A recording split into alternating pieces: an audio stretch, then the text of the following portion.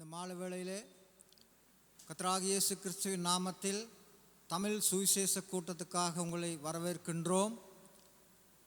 நம்முடைய கர்த்தராகிய இயேசு கிறிஸ்துவின் நாமத்தில் பிதாவாகிய தேவனுக்கு மகிமையை கொண்டு வரத்தக்கதாக நாங்கள் எழுந்திருந்து ஒரு சில பாடல்களை நாங்கள் பாடப்போகிறோம். உற்சாகமாக எங்கள் வாய்களை திறந்து குரல் வளத்தோடு அழகாக நாங்கள் பாடுவோம். எழுந்திருந்து அவர் எந்தன் சங்கீதமானவர்.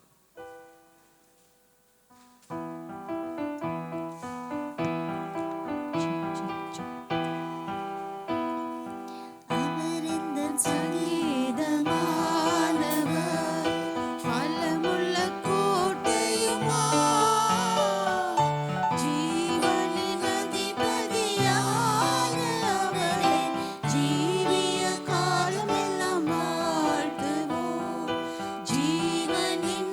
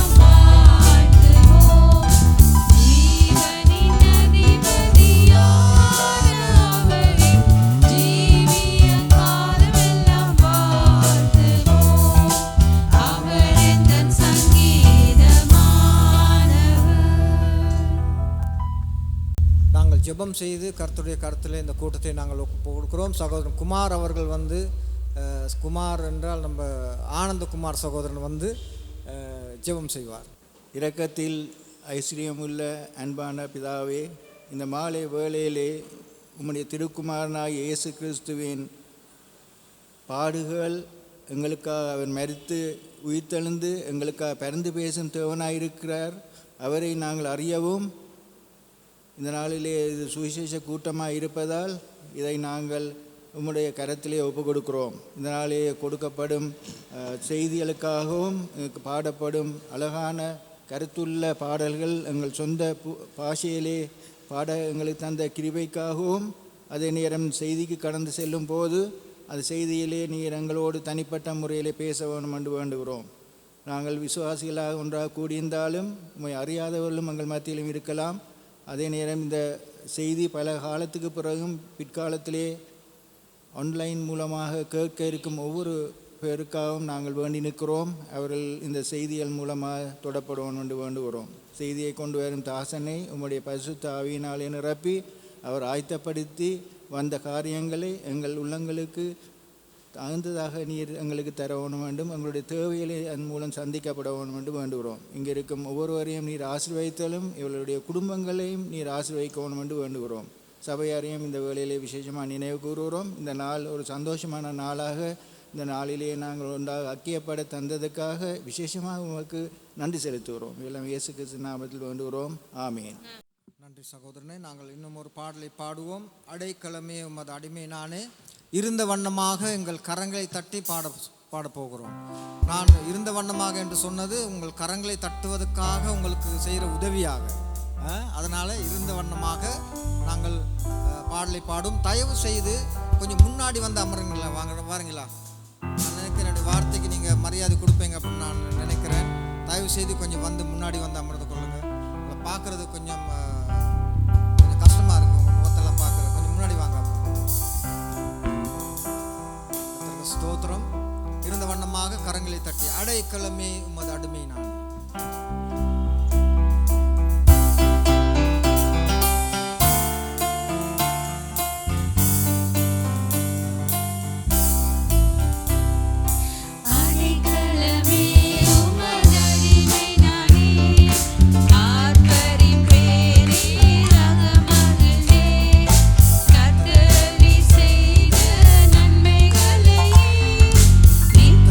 நித்தம் நான் துதிப்பேன்.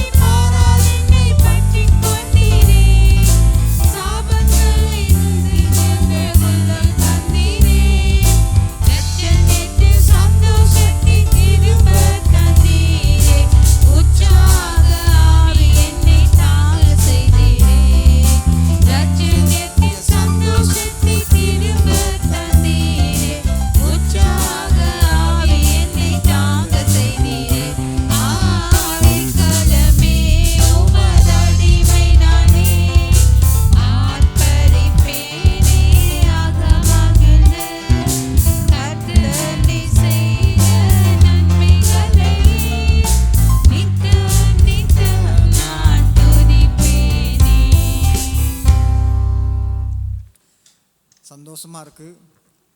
நல்ல உற்சாகமாக பாடினீங்க. கைத்தட்டல்லாம் மிகவும் ஆரவாரமாக இருந்துச்சு. ஸோ அதே மாதிரி இன்னும் ஒரு 2 பாடல்கள் நாங்கள் பாட இருக்கிறோம். அதையும் இதே மாதிரி நாங்கள் தொடர்ந்தும் நாங்கள் பாடுவோம்.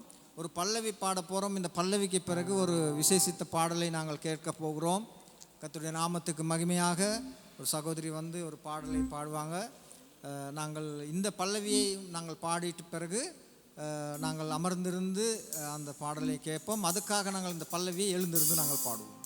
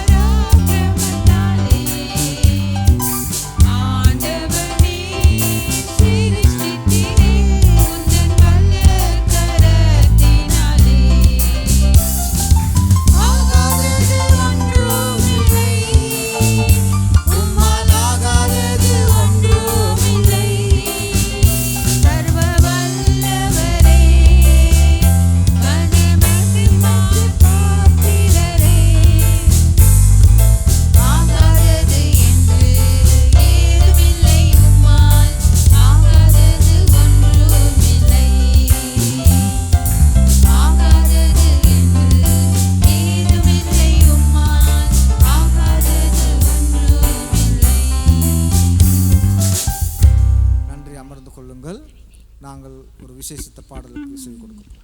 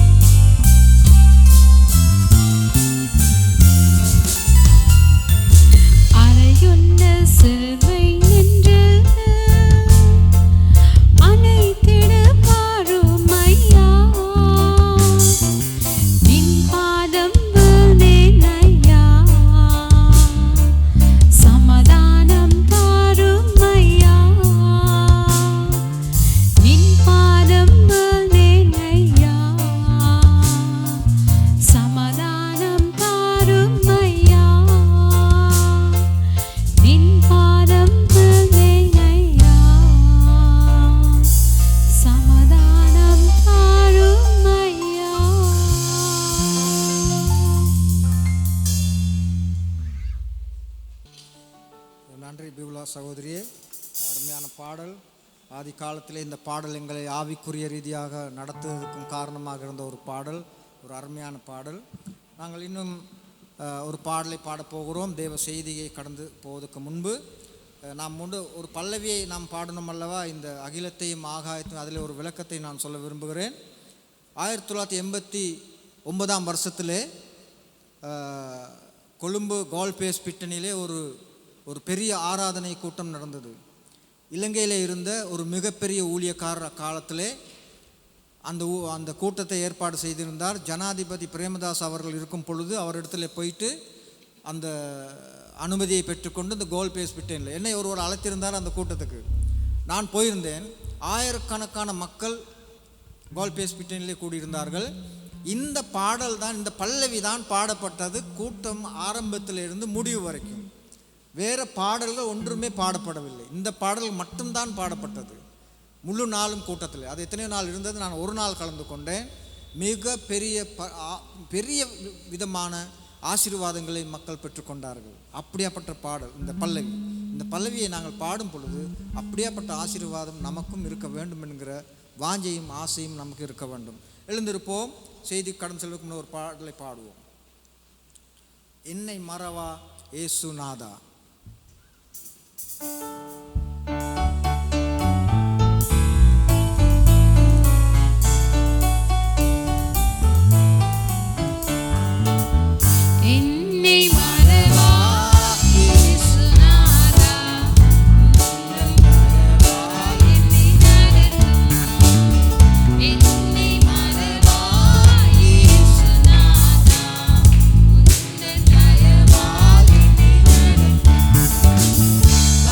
Let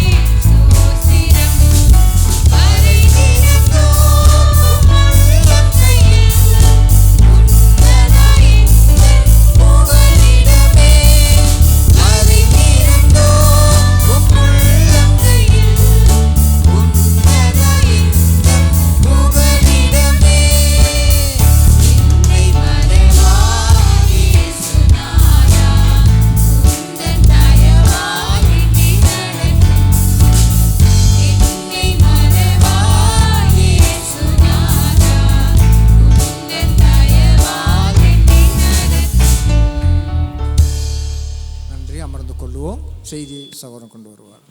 கர்த்தருடைய பரிசுத்த நாமத்துக்கு ஸ்தோத்திரம் உண்டாவதாக.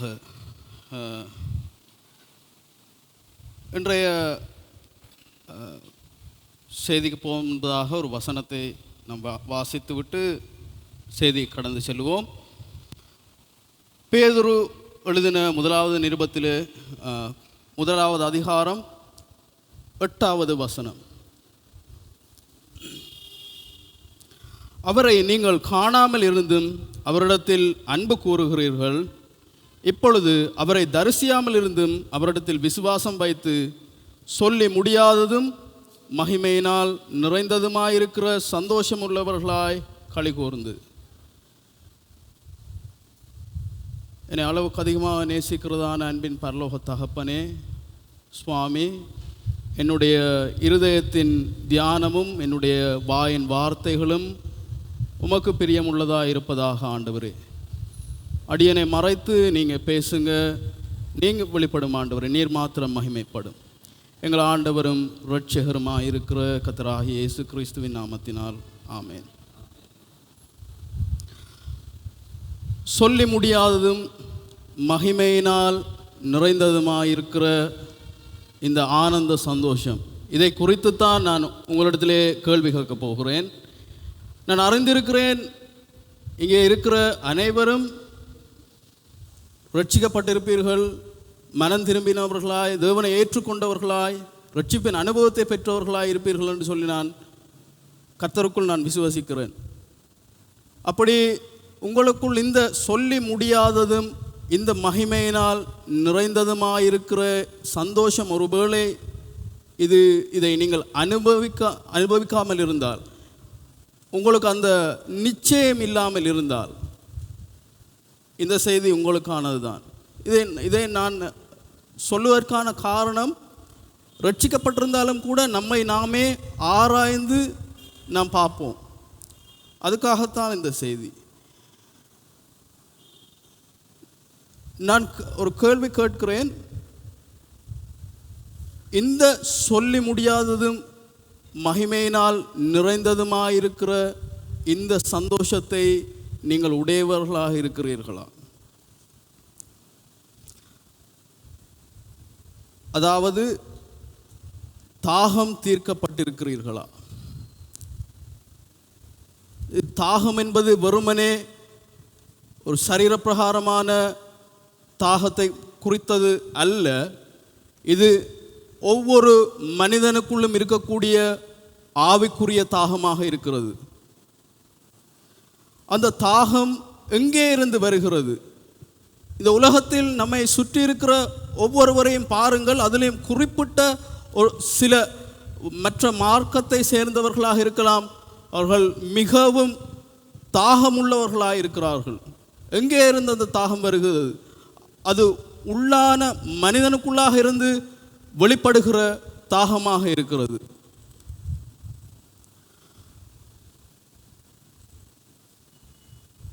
சமீபத்திலே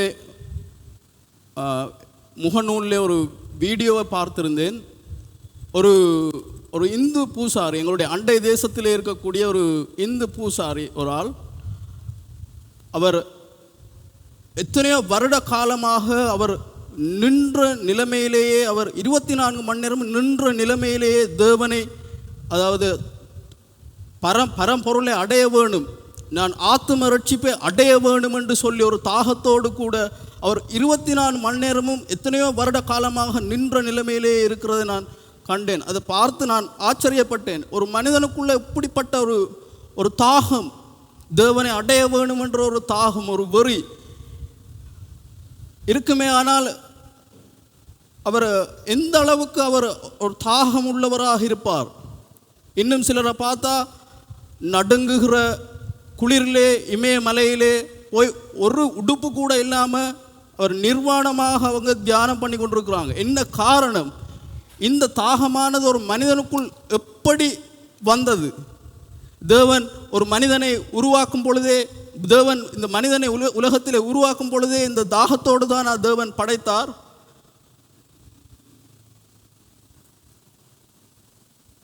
வேதம் சொல்லுகிறது அப்படி அல்ல. ஆதியாகமம் 1:27 நீங்கள் எடுத்து வாசித்தீர்களானால், தேவன் மனிதனை படைக்கும் பொழுது தன்னுடைய சாயலாக, தன்னுடைய உருவமாக தேவன் உருவாக்குகிறார். அவனிடத்திலே எந்த ஒரு தாகமோ, தேவனை குறித்த ஆவிக்குரிய ரட்சிப்பை பெற வேண்டும் என்று சொல்லி எந்த ஒரு தாகமோ அவனிடத்தில் காணப்படவில்லை. பின்னே எங்கிருந்து இந்த தாகம் நம்மளுக்குள்ளே வருகிறது? நாம் பார்க்கிறோம், ஆதியாகமம் 3வது அதிகாரத்திலே தேவன் சாப்பிட வேண்டாம் என்று சொன்ன நன்மை தீமை அறியும் கனியை ஆதாமும் ஏபாலும் புசித்ததன் பிரகாரம் அவர்கள் தேவ மகிமை இழந்தவர்களாக, தேவன் அற்றவர்களாகத்தான் அவர்கள் அந்த மகிமையை இழந்து போனார்கள். அதிலே இருந்துதான் இந்த மனிதனுக்குள்ளே இந்த தாகம் காணப்படுகிறது. இதில் இருந்து ஒரு பிறக்கிற மனிதன் ஒவ்வொருவரும் இந்த தாகத்தை உடையவனாகத்தான் இருக்கிறான். தேவன் படைக்கும்போது தேவனுடைய நோக்கம் எல்லாம் தேவ மகிமையை உடைய சந்ததியாகத்தான் மற்ற சந்ததி பிறக்கிற பிள்ளைகளாக இருக்கலாம். அப்படித்தான் தேவ மகிமை உடையவர்களாக பிறக்க வேண்டும் என்றுதான் தேவனுடைய நோக்கமாக இருந்தது. ஆனால் இவர்கள் தேவனுடைய திட்டத்தை விட்டு, தேவனுடைய நோக்கத்தை விட்டு பாவம் செய்து வழிவிலகி போனது நிமித்தம், சர்ப்பத்தினால் வஞ்சிக்கப்பட்டு பாவம் செய்து வழிவிலகி போனது நிமித்தம் அவர்கள் மிகப்பெரிய ஒரு ஆவிக்குரிய தாகத்துக்குள்ளே போனார்கள். நாம் பார்க்கிறோம், அதே போல ஆதாம் தேவனுக்குள் தேவ மகிமை பொருந்தினவர், தேவனுடைய சாயலில் இருந்தபடியால் தேவனுடைய மகிமையோ தேவ சாயலில் தான் பிள்ளைகளை பெற்றெடுத்திருக்க வேணும். ஆனாலும் கூட பாவம் செய்து வழிவிலகி போன பின்பு வேதம் சொல்லுகிறது, தேவன் மன்னிக்கவும், ஆதாம் தன்னுடைய சாயலாக பிள்ளைகளை பெற்றெடுத்தான் தான் இருக்கு, பாவத்தின் சாயலாக.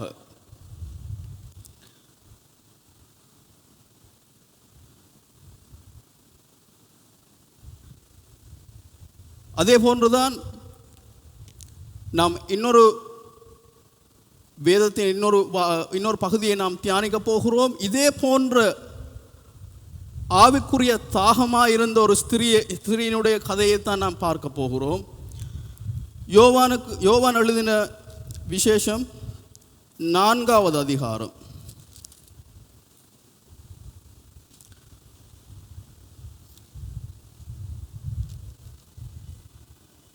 4 முதல் 18 வரையான வசனங்கள். யாராவது வாசிக்க முடியுமா?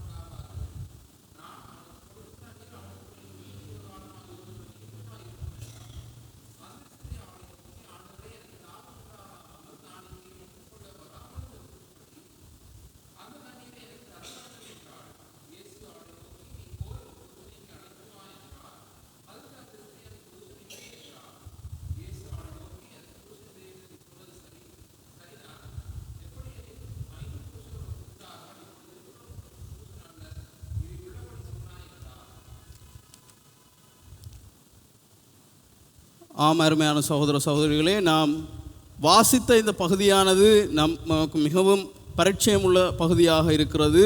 அநேகர் இதை ஞாயிறு பாடசாலைகளில் கூட சிறுவயதில் இருக்கும்போது கற்றுக்கொண்டிருப்பீர்கள். ஆனாலும் கூட நான் இந்த பிரசங்கத்துக்காக நான் ஆயத்தப்படும் பொழுது நான் இந்த பகுதியை, இந்த வார்த்தையை நான் வாசித்து கொண்டிருக்கிற நேரத்திலே ஆண்டவர் நான் இவ்வளவு காலமும் பார்க்காத ஒரு ஆவிக்குரிய பரிமாணத்தை எனக்கு காட்டினார். இது சாதாரணமாக நாம் வாசிக்கும் பொழுது ஏதோ ஒரு நடந்த ஒரு ஒரு செயலாகத்தான், ஒரு இன்சிடெண்ட்டாகத்தான் நம்மளுக்கு விளங்கும். இருந்தாலும் கூட இதில் நீங்கள் பார்த்தீர்களாக இருந்தால் இதில் ஒரு மிகப்பெரிய ஒரு ஆவிக்குரிய ஆழமுண்டே இதில் ஒளிஞ்சிருக்குது.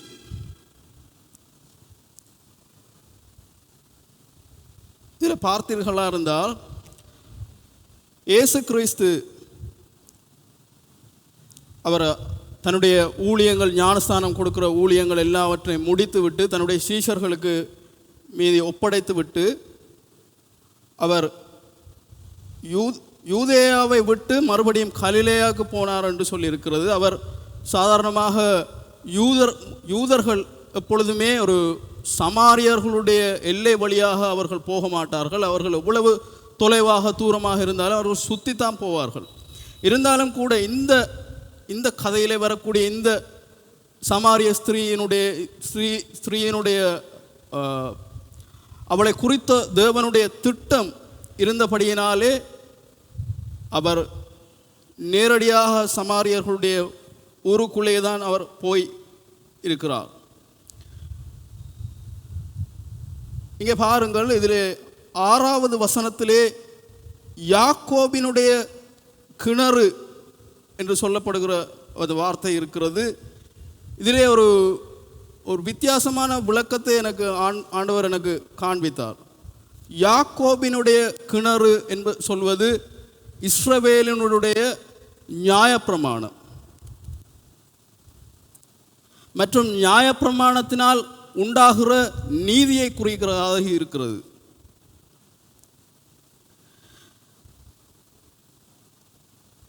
நான்காவது 8வது வசனத்திலே தண்ணீர் முள்ள வந்த ஸ்திரீ நியாயப்பிரமாணத்தினால் உண்டாகிற நீதியினாலே தன் ஆத்மா தாகத்தை தீர்க்க வந்தவள், தன்னுடைய பாவத்துக்கான நிவாரணத்தை அவள் தேடி வந்தாள்.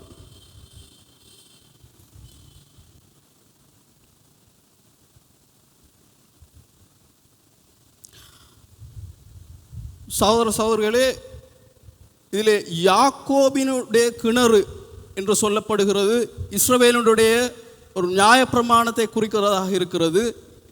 இந்த நியாயப்பிரமாணத்தினாலே மனிதர்கள் இவ்வளவு இயேசு கிறிஸ்துவுக்கு முன்பதாக இருந்த காலம் வரைக்கும் இந்த நியாயப்பிரமாணத்தின் மூலமாகத்தான் தங்களுடைய பாவங்களுக்கான பிராயச்சித்தத்தை தேடிக்கொள்ளுகிறவர்களாக இருந்தார்கள். இருந்தாலும் கூட இந்த ஸ்திரீ பாருங்கள், அவள் என்னதான் அந்த கிணற்றண்டைக்கே வந்து அவள் அதில் மொண்டு கொண்டு தன்னுடைய தாகத்தை தீர்க்க முயற்சித்தாலும் கூட அவளுக்கு மறுபடியும் அவளுக்கு தாகம் வந்து கொண்டே இருந்தது. இதில் இருந்து அவளுக்கு விமோசனம் ஒன்றே அவளுக்கு கிடைக்கவில்லை.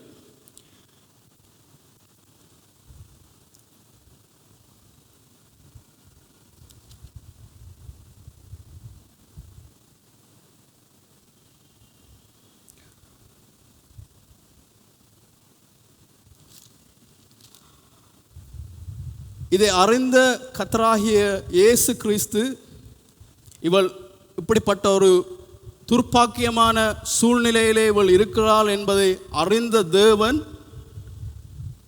அவர் சுமாராக ஒரு தன்னுடைய சீஷனையோ இல்லாவிட்டால் தன்னுடைய ஊழியக்காரனையோ அப்போஸ்தலரையோ யாரையுமே அனுப்பலை. மாறாக இயேசு கிறிஸ்துவே அந்த இடத்துக்கு கடந்து செல்கிறார். அந்த கிணற்றண்டைக்கு அவள் வருவாள் என்று அறிந்து அவள் ஒவ்வொரு முறையும் அந்த கிணற்றிலே அவள் தன்னுடைய தாகத்தை தீர்த்து வருகிற ஒவ்வொரு நேரத்திலேயும் கூட அவளுக்கு அந்த முற்றிலுமான அந்த பாவ மன்னிப்பு அவளுக்கு உண்டாயிருக்கவில்லை. நாம் அறிந்திருக்கிறோம், நியாயப்பிரமாணத்தின் நீதியினாலே எங்களுடைய பாவங்கள் மன்னிக்கப்படுவது கிடையாது. நியாயப்பிரமாணத்தின் நீதியினாலே எங்களுடைய பாவங்கள் மூடப்படுமே தவிர அது முற்றிலுமாக மன்னிக்கப்படுவது கிடையாது.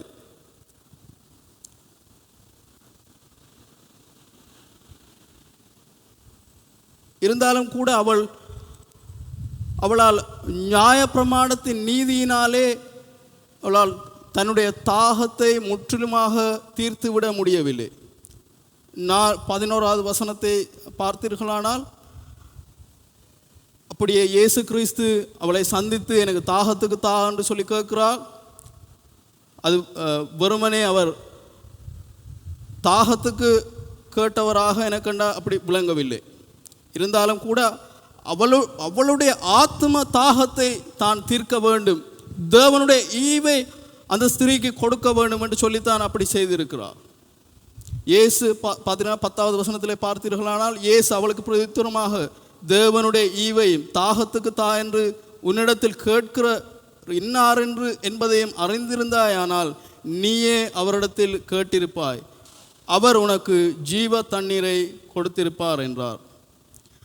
அதற்கு அந்த ஸ்திரீ, ஆண்டவரே, மொண்டு கொள்ள உம்மிடத்தில் பாத்திரம் இல்லையே, கிணறும் ஆழமாக இருக்கிறதே, பின்ன எங்கே இருந்து இந்த ஜீவ தண்ணீர் உண்டாகும் என்று அவள் கேட்டாள். இங்கே அந்த 11வது வசனத்திலே பாருங்கள், கிணறு ஆழமாக இருக்கிறது. ஆமருமையானவர்களே, நியாயப்பிரமாணம் என்பது மிக மிக கடினமான, மொண்டு கொள்ள அதிலிருந்து நாம் அந்த தாகத்தை தீர்ப்பதற்கு மிக மிக கடினமான ஒரு விடயமாக இருக்கிறது. நாம் லேவியராகமம் 4வது அதிகாரம் தொடங்கி 7வது அதிகாரம் வரைக்கும் நாம் பார்த்தோமானால் இந்த குற்ற நிவாரண பலியை குறித்து அநேக காரியங்கள் அதிலே உள்ளடங்கி இருக்கிறது. அது மாத்திரமில்லாமல் இந்த யூதர்களுடைய சடங்காச்சார முறைமைகள் அதில் அநேகம் அடங்கியிருக்கிறது. அதெல்லாம் மிக மிக மிக மிக அது செய்வதற்கு மிகவும் பாரமான, மிகவும் கடினமான ஒரு விடயமாகத்தான் இருக்கிறது. அதனால் ஒருபோதும் மனிதனுக்கு முழுவதுமான பாவ மன்னிப்போ நிவாரணமோ கிடைக்காது. மறுபடியும் மறுபடியும் அந்த கிணற்றுக்கு வந்து தாகத்தை தீர்த்து கொள்ள வேண்டியதாகத்தான் இருக்கும்.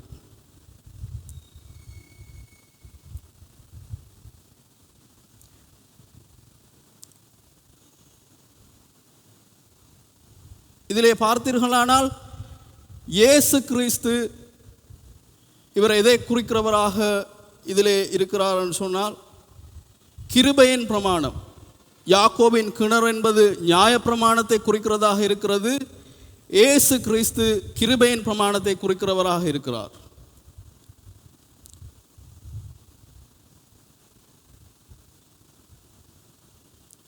அது மாத்திரமில்லாமல் அந்த ஸ்திரீ மோசேயினுடைய கட்டளைகளை அவள் கை கொண்டாலும் கூட, அநேக கட்டளைகளை கை கொண்டாலும் கூட அவளால் ஒரு நிரந்தரமான ஒரு சந்தோஷத்தை அவளால் பெற்றுக்கொள்ள முடியவில்லை. இதற்காகத்தான் இயேசு கிறிஸ்து அந்த ஸ்திரீயினிடத்திலே வந்தார்.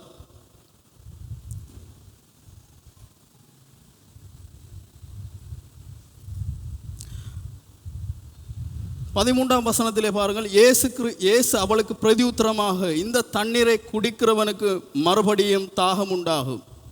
நான் கொடுக்கும் தண்ணீரை குடிக்கிறவனுக்கோ ஒரு காலமும் தாகம் உண்டாகாது. நான் அவனுக்கு கொடுக்கும் தண்ணீர் அவனுக்குள்ளே நித்திய ஜீவகாலமாய் ஊறுகிற நீரூற்றாய் இருக்கும் என்றார்.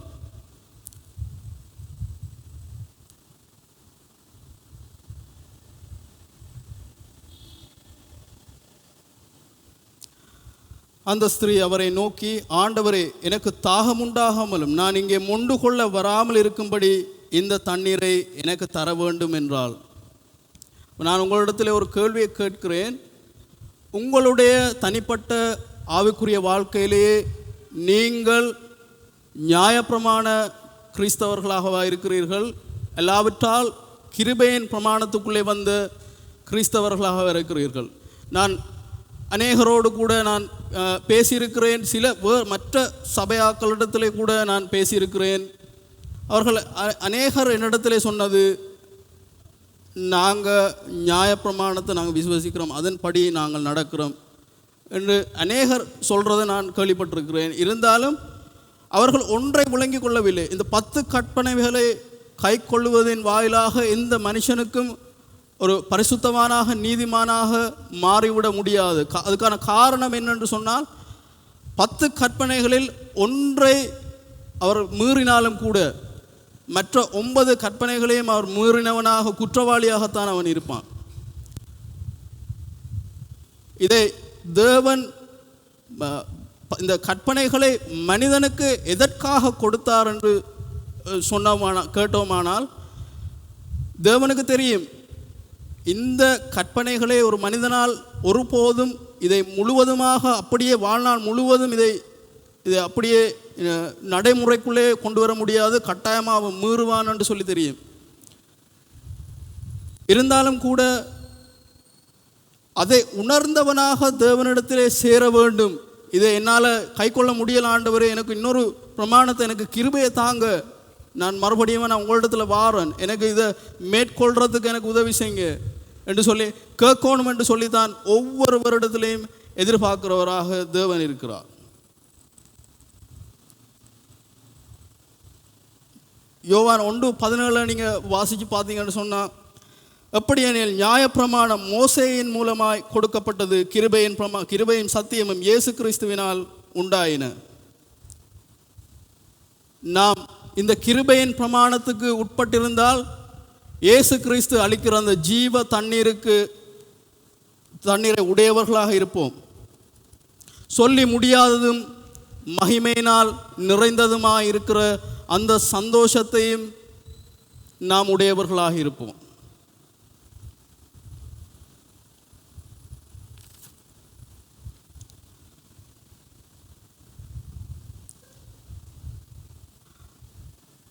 அது மாத்திரம் இல்லாமல் நீங்கள் சொல்லலாம், அப்போ பிரதர் நான் இந்த கிருபையின் பிரமாணத்துக்குள்ளே வரணுமென்று சொன்னால் நான் என்ன செய்ய வேண்டும்? இங்கே பாருங்கள், அந்த ஸ்திரீ அவரை நோக்கி, ஆண்டவர் எனக்கு தாகம் உண்டாகாமலும் நான் இங்கே மொண்டு கொள்ள வராமல் இருக்கும்படி மறுபடியும் அதாவது இந்த நியாயப்பிரமாணத்துக்குள்ளே வராமல் இருக்கும்படி எனக்கு ஒரு வழியை செய்து தாங்க ஆண்டவர், எனக்கு ஒரு வழியை காண்பிக்க ஆண்டவர் என்று கேட்கக்குள்ள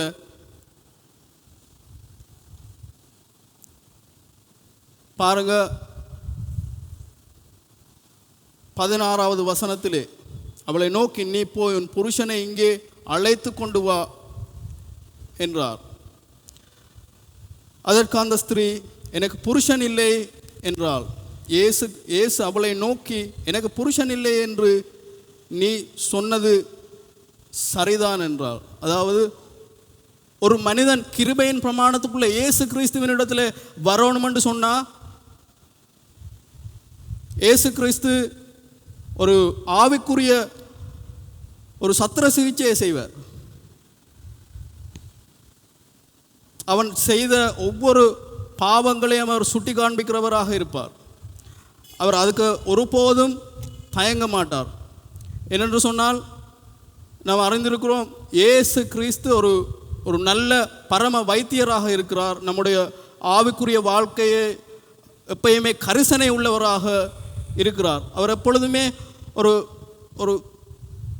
ஒரு கூடாத ஒரு வைத்தியரை போல அவர் வெறுமனே மேற்பூச்சாக காயத்துக்கு வெறுமனே கட்டு போட்டு அனுப்புகிறவர் அல்ல, மாறாக சீல் பிடித்து இருக்கக்கூடிய, நாற்றம் எடுத்து இருக்கக்கூடிய எங்களுடைய உள்ளான வாழ்க்கை, எங்களுடைய உள்ளான மனிதனுக்குள்ளே இருக்கக்கூடிய அந்த அசுத்தங்கள், தன்மைகள் எல்லாவற்றையும் அவர் வெட்டி அவர் சீல் பிதுக்கி அனுப்புவார். அதிலிருந்து அவர் சுஸ்தமாக்குவார். பாருங்கள், இந்த ஸ்திரீயானவளுக்கு அந்த நேரத்தில் எப்படி இருந்திருக்கும் என்று யோசித்து பார்த்தால், ஒரு ஒரு ஒரு இருட்டு அறைக்குள்ள மொத்தமும் அசுத்தங்களும் அருவருப்புகளும் நிறைஞ்சிருக்குது. அந்த இருட்டு அறைக்குள்ள ஒரு ஃபோக்கஸ் லைட்டை போட்டு காட்டினா அப்படி இருக்கும். அந்த மாதிரி தான் அவளுக்கு இருந்திருக்கும். ஒரு மின்னல் தாக்கினதை போல அவளுடைய வாழ்க்கையில் அவள் செய்த ஒவ்வொரு அருவருப்பான காரியங்களையும், இருளிலே மற்றவங்களுக்கு தெரியாமல் செய்திருக்கக்கூடிய ஒவ்வொரு அருவருப்பான காரியங்களையும் தேவன் காட்டுவார். உங்களுடைய வாழ்க்கையிலையும் அப்படிப்பட்ட ஒரு அனுபவம் இருக்குதான்னு சொல்லி உங்களுடைய இருதயத்தில் நீங்கள் கேட்டு பாருங்கள்.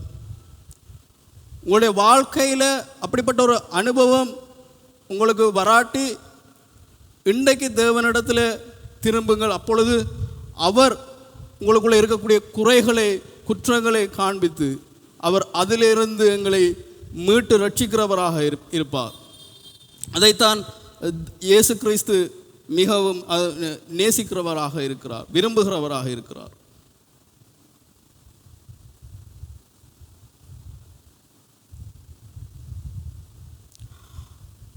அப்பொழுது அப்படி தேவன் எங்களை மீட்டு ரட்சிக்கும் பொழுது எங்களுடைய பாவங்களை காண்பித்து அதில் இருந்து நாங்கள் மனம் திரும்பி முழுவதுமாக எங்களை ஒப்பு கொடுத்து வருகிற பொழுது எங்களுக்குள்ளே ஒரு சந்தோஷம் எங்களுக்குள்ளே உருவாகிறது. அந்த சந்தோஷத்துக்கு பேர் தான் சொல்லி முடியாததும் மகிமையினால் நிறைந்ததுமாகி இருக்கிற அந்த சந்தோஷம். இந்த சந்தோஷத்தை வைத்துக்கொண்டு அப்படியே நாம் கடந்து சென்று விடலாமா என்று பார்த்தால் அதுதான் கூடாது. அதற்கான காரணம் என்ன? நாம் ரட்சிக்கப்பட்டு மீட்கப்பட்ட பிறகும் நாம் அந்த கட்டத்தை விட்டு நாம் விலகி போகிற பொழுது நாம் பழைய நிலைமைக்கு நாங்கள் போகக்கூடிய அதிக ஆபத்தான நிலைமை இருக்கிறது. அதற்காகத்தான் இயேசு கிறிஸ்து இன்னொரு வழியையும் வைத்திருக்கிறார். யோவான் 15ஆம் அதிகாரம் நாம் எல்லாருக்கும் தெரிந்த ஒரு அதிகாரமாக இருக்கிறது. திராட்சை செடியின் உவமை பாருங்கள். யோவான் 15ஆம் அதிகாரம் 1 முதல் 9 வரையான வசனங்களை வாசிப்போம். நான் வாசிக்கிறேன். நான் மெய்யான திராட்சை செடி, என் பிதா திராட்சை தோட்டக்காரர். என்னில் கனி கொடாதிருக்கிற கொடி எதுவோ அதை அவர் அறுத்து போடுகிறார். கனி கொடுக்கிற கொடி எதுவோ அதை அதிக கனிகளை கொடுக்கும்படி அதை சுத்தம் பண்ணுகிறார். நான் உங்களுக்கு சொன்ன உபதேசத்தினாலே நீங்கள் இப்பொழுதே சுத்தமாக இருக்கிறீர்கள். என்னில் நிலைத்திருங்கள், நானும் உங்களில் நிலைத்திருப்பேன். கொடியானது திராட்சை செடியில் நிலைத்திராவிட்டால் அது தானாய் கனி கொடுக்க மாட்டாதது போல நீங்களும் என்னில் நிலைத்திராவிட்டால் கனி கொடுக்க மாட்டீர்கள். நானே திராட்சை செடி, நீங்கள் கொடிகள். ஒருவன் என்னிலும் நான் அவனிலும் நிலைத்திருந்தால் அவன் மிகுந்த கனிகளை கொடுப்பான். என்னை அல்லாமல் உங்களால் ஒன்றும் செய்யக்கூடாது. ஒருவன் என்னில் நிலைத்திராவிட்டால் வெளியே எறியுண்ட கொடியை போல அவன் எறியுண்டு உலர்ந்து போவான். அப்படிப்பட்டவைகளை சேர்த்து அக்கினியிலே போடுகிறார்கள், அவைகள் எரிந்து போகும். நீங்கள் என்னிலும் என் வார்த்தை உங்களிலும் நிலைத்திருந்தால் நீங்கள் கேட்டுக்கொள்வது எதுவோ அது உங்களுக்கு செய்யப்படும். நீங்கள் மிகுந்த கனிகளை கொடுப்பதினால் என் பிதா மகிமைப்படுவார். எனக்கும் சீஷராயிருப்பீர்கள். பிதா என்னில் அன்பாயிருக்கிறது போல நானும் உங்களில் அன்பாயிருக்கிறேன். பிரியமானவர்களே, நாங்கள் முதல் பார்த்ததை போல ஒரு மனிதன் ஒரு ரட்சிப்புக்குள்ளே வரும் பொழுது அந்த மனிதனால் சும்மா ஒரு இடத்துல குந்திட்டு இருக்க இயலாது. அந்த மனிதன் எப்பயுமே அவன் இயேசு கிறிஸ்துவை அவன் மற்றவர்களுக்கு அறிவிக்கிறவனாக, ஒரு புதிய உத்வேகம் உற்சாகம் உடையவனாக தான் இருப்பான். அப்படியே இருந்தால் மாத்திரம் போதாது, மாறாக இயேசு கிறிஸ்து இந்த உவமை வழியாக சொல்லுகிறார், திராட்சை செடியாக என்னோடு கூட கொடியாகிய நீங்கள் இணைந்திருக்க வேண்டும் என்று சொல்லி. அப்படி இல்லாவிட்டால் நாங்கள் அப்படியே உலர்ந்து போய்விடுவோம். எங்களால் எந்த பயனுமே இருக்காது.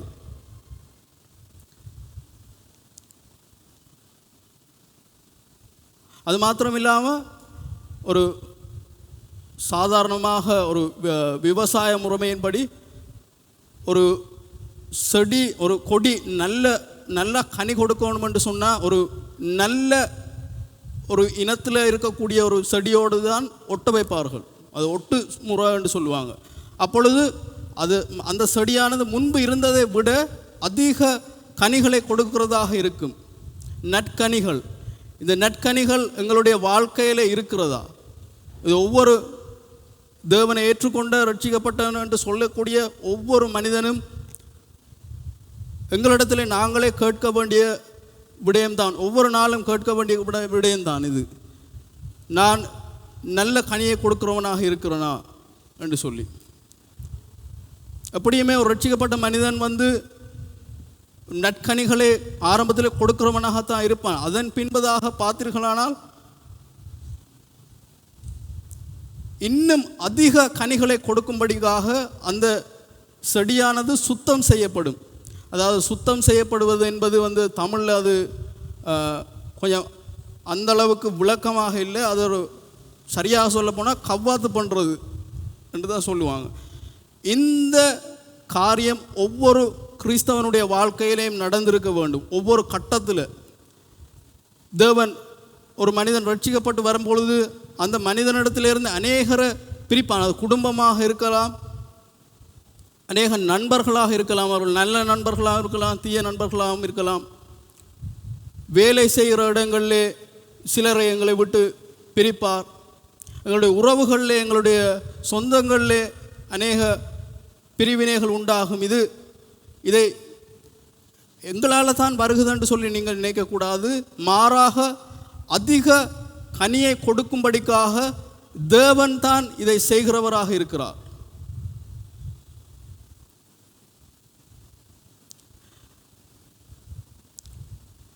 அப்பொழுதுதான் நாம் இன்னும் வழக்கமாக கொடுக்கிற கனியை விட அதிகமாக நாம் கனி கொடுக்கிறவர்களாக, தேவனுக்கு ஏற்ற நற்கனிகளை கொடுக்கிறவர்களாக இருப்போம்.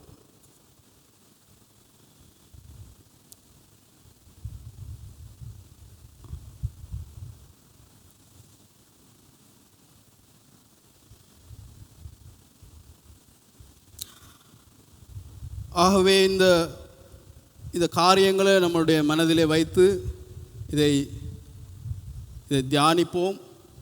தொடர்ச்சியாக தேவன் எங்கள் ஒவ்வொருவருக்கும் உதவி செய்வாராக. இந்த சொல்லி முடியாததும் மகிமையினால் நிறைந்ததுமாக இருக்கிற இந்த சந்தோஷத்தை நம் அனுதினமும் அனுபவிக்கிறவர்களாக, நாம் இதிலே மரண பரியந்தம், அப்படி இல்லாவிட்டால் தேவனுடைய வருகை பரியந்தம் நாம் இதிலே நிலைத்திருக்கிறவர்களாக எங்களுடைய அனுதின அன்றாட வாழ்க்கையை வாழ்வோம். இதை குறித்து கொஞ்சம் சிந்தித்து பாருங்கள். தேவன் தாமே உதவி செய்வாராக. நாம் ஜெபம் செய்வோம். எங்களை அளவுக்கு அதிகமாக நேசிக்கிறதான அன்பின் பரலோக தகப்பனே, இந்த வார்த்தைகளுக்காக உமக்கு நன்றி செலுத்துகிறேன். கர்த்தாவே, இந்த சொல்லி முடியாததும் மகிமையினால் நிறைந்ததுமாகி இருக்கிற இந்த ஆனந்த சந்தோஷத்தில் நாங்கள் ஆண்டவரே நிலைத்திருக்க, ஆண்டவரே எங்களுடைய வாழ்க்கையை மறுபடியும் சீர்தூக்கி பார்க்குறதுக்கு எங்கள் ஒவ்வொருவருக்கும் நீர் உதவி செய்ய வேணும் என்று சொல்லி நாங்கள் ஜெபிக்கிறோம். கர்த்தாவே, நாங்கள் சிறுகவும் நீர் பெருகவும் வேணும் ஆண்டவரே. தகப்பனே, எங்களை மறைத்து ஆண்டவரே நீர் வெளிப்படும்படிக்காக நாங்கள் ஜெபிக்கிறோம். எங்களுடைய அன்றாட வாழ்க்கையிலே உம்முடைய கிருபையின் கரம் எங்களோடு கூட இருக்கட்டும் ஆண்டவரே. நாங்கள் வெறுமனே நியாயப்பிரமாண கிறிஸ்தவர்களாக இராமல் கிருபையின் பிரமாணத்துக்குள்ளே வந்த ஆண்டவரே உம்முடைய பிள்ளைகளாய் நாங்கள் இருக்கிறதுக்கு எங்கள் ஒவ்வொருவருக்கும் நீர் உதவி செய்ய வேண்டும் என்று சொல்லி நான் ஜெபிக்கிறேன். இவை அனைத்தையும் எங்கள் ஆண்டவரும் இரட்சகருமாய் இருக்கிற இயேசு கிறிஸ்துவின் நாமத்தினாலே வேண்டி ஜெபிக்கிறேன், எங்கள் ஜீவனுள்ள நல்ல பிதாவே.